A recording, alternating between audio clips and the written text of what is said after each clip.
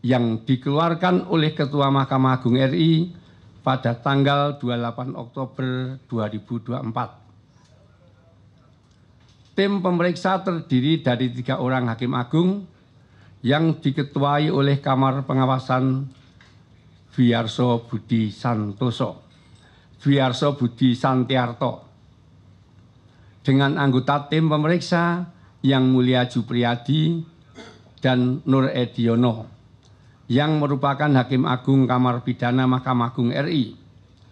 Pada pemeriksaan tersebut, Sekretaris Mahkamah Agung yang juga merupakan PLT Kepala Badan Pengawasan ditunjuk sebagai Sekretaris Tim Pemeriksa.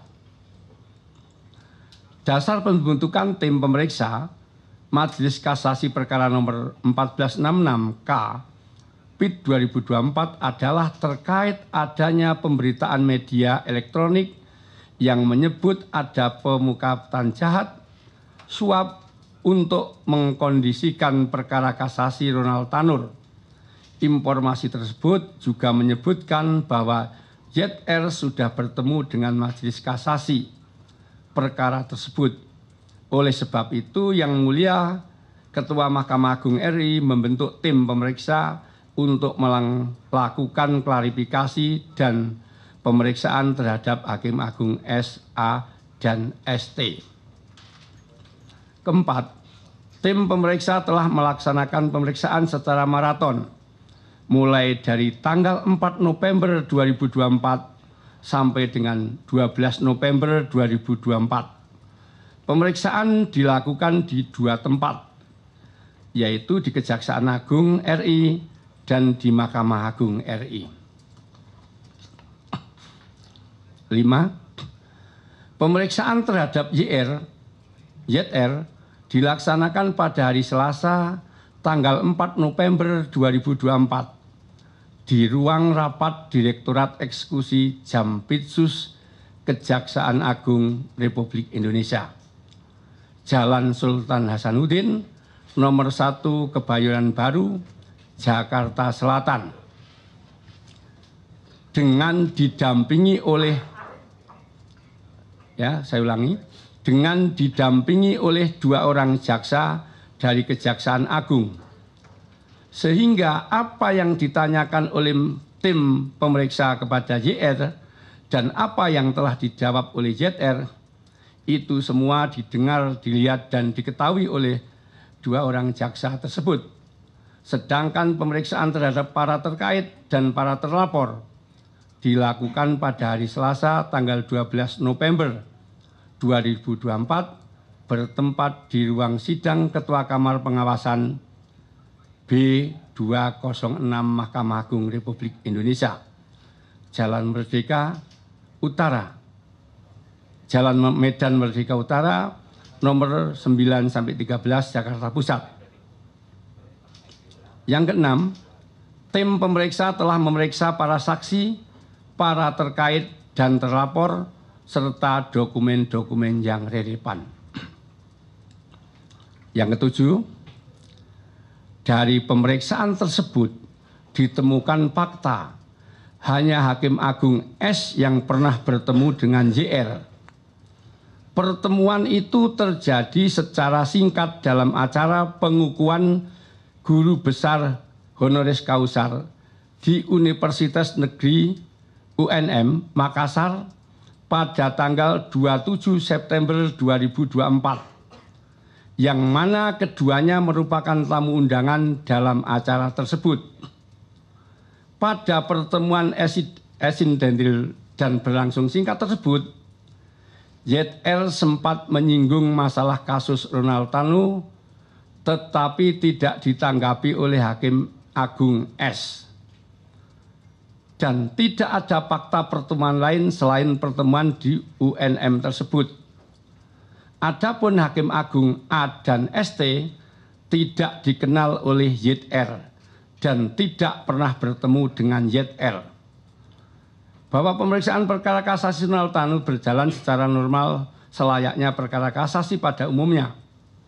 Putusan kasasi diucapkan pada hari Selasa tanggal 22 Oktober 2024 yang isinya mengabulkan kasasi penuntut umum, menyatakan terbukti dakwaan alternatif pasal 351 ayat 3 dengan pidana 5 tahun, sebagaimana dipublikasikan pada portal info perkara Mahkamah Agung RI.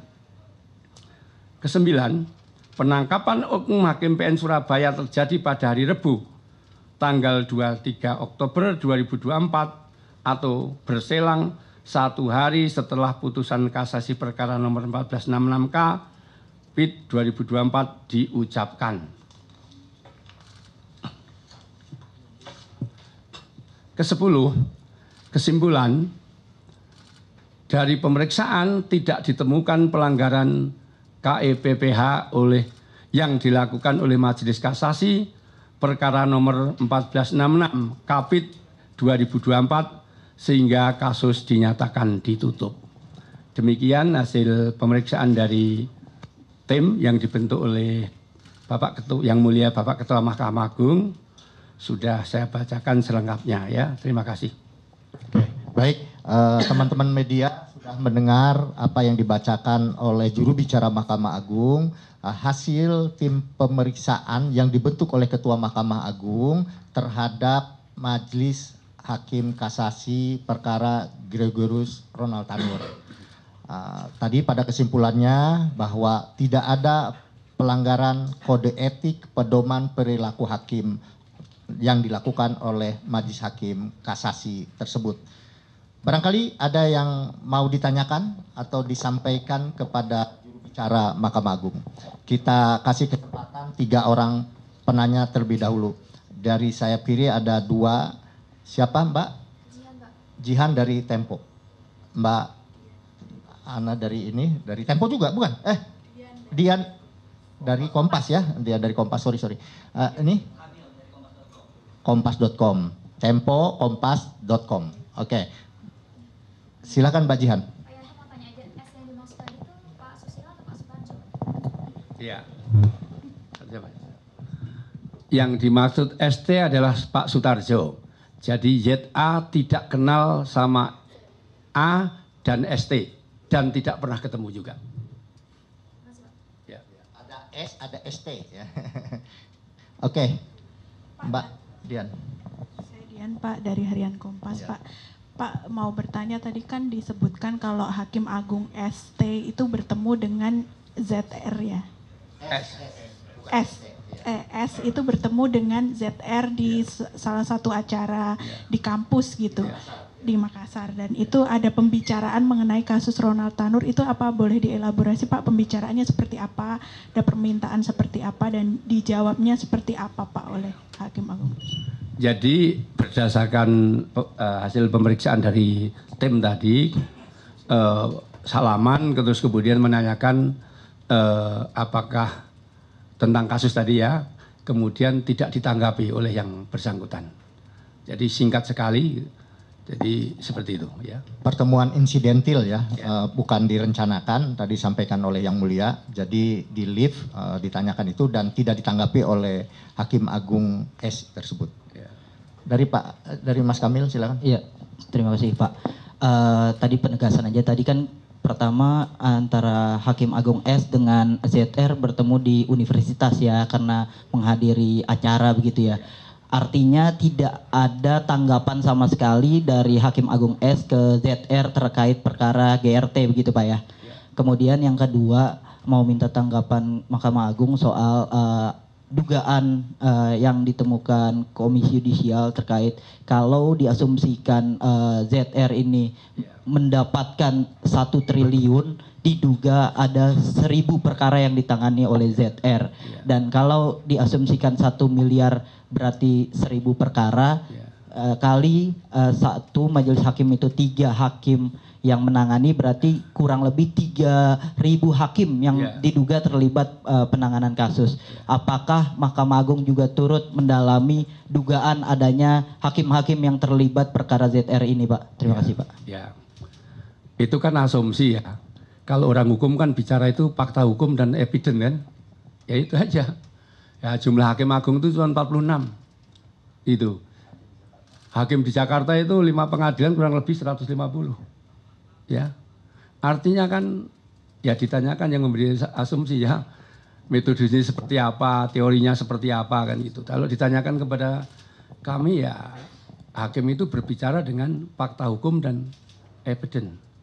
Evidence yang sah berdasarkan peraturan perundang-undangan. Ya, kalau asumsi nanti beda-beda, satu orang satu dengan yang lain berbeda asumsinya. Ya, asih. Oke, baik. Sudah 3 orang penanya dari rekan-rekan media. Ada lagi mau sampaikan? Satu, siapa namanya Mas? Wahyu dari Rakyat Merdeka, Pak. Wahyu dari Rakyat Merdeka. Ada lagi? Yang lain? Cukup, silakan Mas Wahyu. Pertama terkait ZR ini kan pertemuan dengan Hakim Agung S ini sudah langsung mengkomunikasikan perkara Ronald Tanur. Artinya dia sudah tahu komposisi majelis hakim sebelum kasasi itu diketok kan, karena per September. Artinya dia masih ada akses informasi ke MA atau bagaimana? Atau ada informasi orang dalam? Iya. Kedua, apakah tim pemeriksa MA juga akan memeriksa pejabat PN Surabaya inisial R yang disebut-sebut terkait suap dengan 3 hakim PN Surabaya tersebut? Karena kan ada juga catatan dari penasihat hukum LR ini bertuliskan jatah ketua.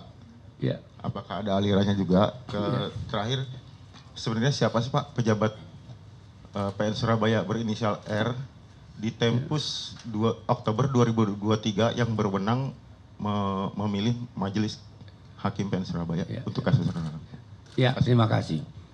Jadi sekarang kan sudah terbuka, informasi keterbukaan publik. Jadi perkara itu sudah bisa dilihat, disiap ya Mas ya? Di informasi penulisan perkara itu sudah siap. Dilihat aja websitenya Mahkamah Agung. Perkara ini sudah sampai di mana, itu setiap hari bisa dicek. Tiap detik majelisnya siapa, bisa dilihat, bisa dibaca. Kemudian berkaitan dengan mantan pejabat Pengadilan Negeri Surabaya ya Mas ya, yang berinisial R, itu pimpinan Mahkamah Agung juga telah membentuk tim.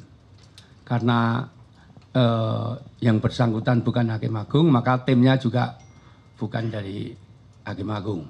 Tapi sudah dibentuk tim, tim sekarang lagi proses, lagi berjalan. Jadi kita tunggu saja nanti hasilnya seperti apa. Nanti kalau sudah ada hasilnya, juga akan saya sampaikan kepada teman-teman media. Terima kasih. Pak, yang ketiga Pak, ya. Terkait pejabat inisial R ini kewenangannya kan sebagai memilih. Jelajahi cara baru mendapatkan informasi. Download Metro TV Extend sekarang.